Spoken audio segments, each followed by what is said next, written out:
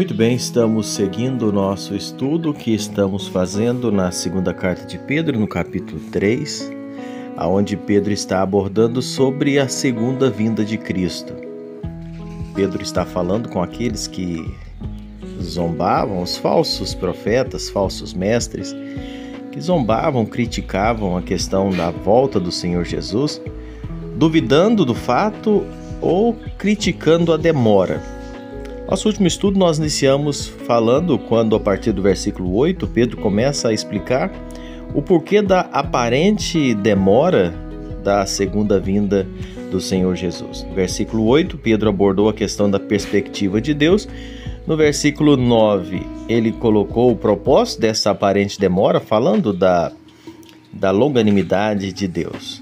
No versículo 10, Pedro vai falando então a forma como Jesus virá. Primeira parte do versículo 10, Pedro diz: virá, entretanto, como ladrão o dia do Senhor. Interessante observar que depois de refutar as falsas declarações dos escarnecedores, Pedro então reafirma a certeza da vinda do dia do Senhor. O dia do Senhor virá e não tardará. Isso é um fato. Nós precisamos ter essa convicção em nossos corações. A aparente demora da segunda vinda de Cristo, porém, não nos pode levar ao relaxamento espiritual. Isso que precisa estar de orientação, isso precisa estar como lembrança para nós, para estarmos de sobreaviso, não viver de forma relaxada. Não podemos ser imprudentes, como aquelas 5 virgens nécias que estavam sem azeite nas suas lâmpadas.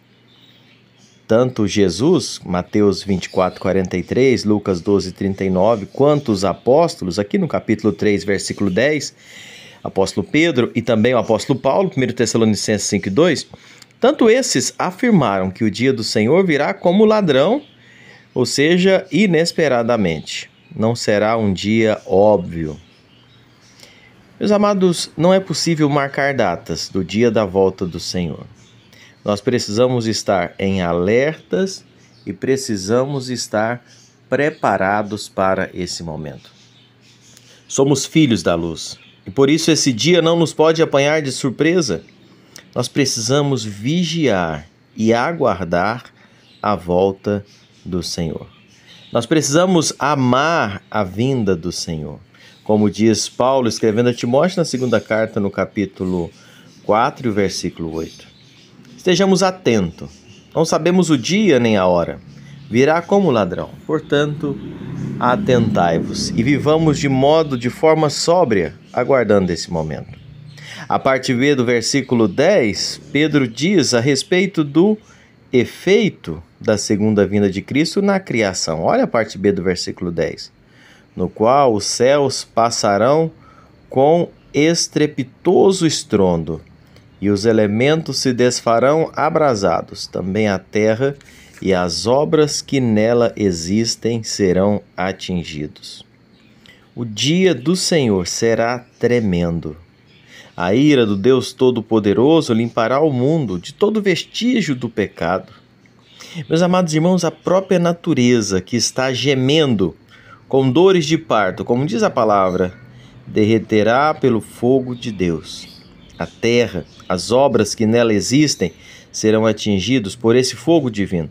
E Pedro aqui ele é muito contundente, muito firme, quando ele diz que ruirá tudo aquilo que o homem tiver construído. Já parou para pensar? Os tesouros que os homens ajuntaram vão se derreter.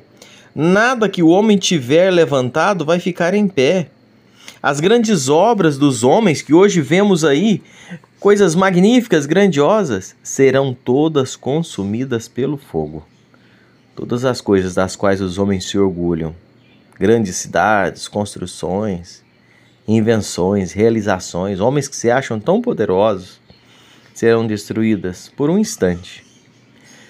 Quando os pecadores estiverem diante do trono de Deus, não terão coisa alguma para mostrar como prova de sua grandeza. Não vão ter nada que possam se orgulhar. Tudo terá desaparecido. A expressão "se desfarão abrasados" Significa simplesmente serão desintegrados, dissolvidos. Dá a ideia de algo sendo decomposto em seus elementos fundamentais. Exatamente o que acontece na liberação de uma energia atômica. Vale a pena pensar nisso. Vale a pena imaginar e nos preparar, estarmos atentos. O dia virá, isso é um fato. Quando será? Não sabemos. Estejamos preparados e podemos ter certeza. Nenhum homem, por seu orgulho, por sua força, por sua capacidade, por nada que faça, subsistirá esse dia.